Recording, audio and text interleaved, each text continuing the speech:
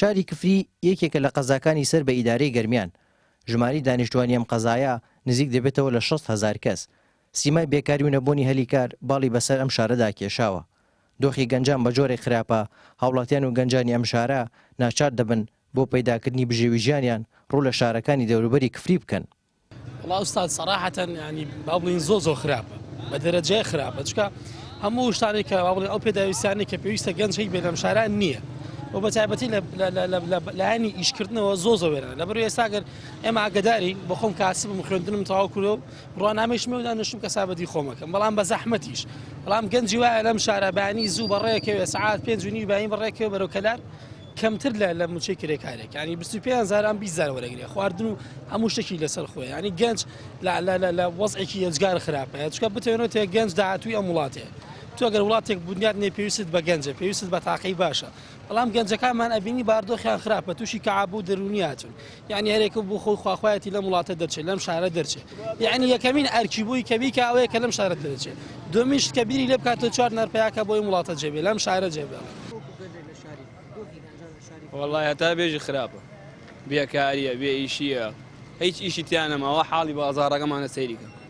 والله داواکاریمانەوە تا پرۆژەیە شتێک حکومەت شتێکمان بۆ بکە هیچ ئیش نەماوە لێرە پارە نەما ڕاتب نایە 50 جارێ ڕاتب دێ هەڵا هەتا بێژی خراوە پارەی کیلۆیە غەرازیان پێی نەبیونە ئێوارە گشت شتێک گشتی قەرز ئەگایواتەوە والله هیچ ڕۆژێکەم و دە ڕۆژ نایکەم. ڕەخساندنی هەلیکار لە کفری یەکێک بوو لە داواکاریەکانی هاوڵاتیانی مانگردووی شاری کفری لە ساڵی 2023دا بەڵام حکوومەت نەک نەیتوانی داواکاریەکانیان جێبەجێ بکات بەڵکو دۆخەکە تا دێت خراپتر دەبێت. بەپێی ئامارێک کە گەنجان و چالاکانی مەدەنی لە شارەکە لە ڕێگەی پرۆژەی داتابەیسی بێکاری لە کفریدا لە ساڵی 2023 وەریان گرتووە لە ماوەی کەمتر لە هەفتەیەکدا زیاتر لە 500 کەس خۆیان تۆمار کردووە کە بێکار بوون. بەڵێ ئێمە 3 ساڵ پێش ئێستا داتابەیسێکمان دروست کرد ئیعلامان بۆی کرد لە خلالی هەفتەیە بۆ 10 ڕۆژە تقریبا 570 کەس ئەوانەی کە خەریکی زانگۆ پەیمانگاکە بن زیاتر لەگەڵ پیشەوەرانە تۆماریان کرد لە دوایان داتابەیسەوە ئێمە نەمانتوانی کار بۆ هیچیان بدۆزینەوە لە ڕاستیە ئەوەی توانی بێتمان تقریبا توانیمان کار بۆ 20 کەس بۆ 30 کەسیان بدۆزینەوە و لەو ژمارە زۆرەیەکی من ئاگام لێ تقریبی 50 گەنجان کۆچیان کردووە لە کفری لە شارەکانی ترا کار دەکەن.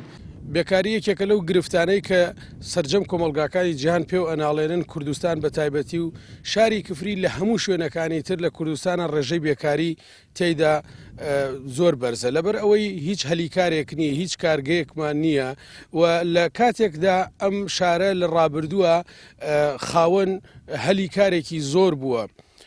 کاروانسەرای هەبووە قەیسەری هەبووە چەندین کاری جیاواز هەبووە بۆ نمونە کارگەی ڕستنی کفری هەبووە خەڵکیی زۆر کاری تیا کردووە بۆ نمونە کورەکانی گەنج گەچمان هەبووە بۆ بەرهەمهێنانی گەچ ئەم کورانە خەڵکیی زۆر ئیشی تیا کردو و هەلی کار بووە بۆ خەڵک بەڵام ئەبینی لەم سەردەمی پێشکەوتنە ئێمە مقەوماتی زۆرمان هەیە دەرامەتی سروشتی زۆرمان هەیە چەندین جار بەدەسەڵاتمان ڕاگەیاندووە چەندین جار بەلایەنی پەیوەندیدارمان گەیاندووە نازانم بۆچی گرنگی بە کفری نادەن و ئەبینن گەنجانی کفری لەبەر بێکاری ڕوو لە شارەکانی وەکو هەولێر و سلێمانی ئەکەن. لە شاری کفری چەند کارگەیەک بوونیان هەیە بەڵام تەنها چەند هەلێکی کەمی کارکردن دەرەخسێنن کە وەک پێویست نییە. نەبوونی هەلیکار و سەرچاوی داهات بەشێکی گەنجان و خەڵکی شاری وەزیرانی ناچار کردووە شاری باوباپیرانیان بەرەو شارەکانی تر بەجێ بهێڵن. هارون ڕەشید کەناڵی ئاسمانی پەیام کفری.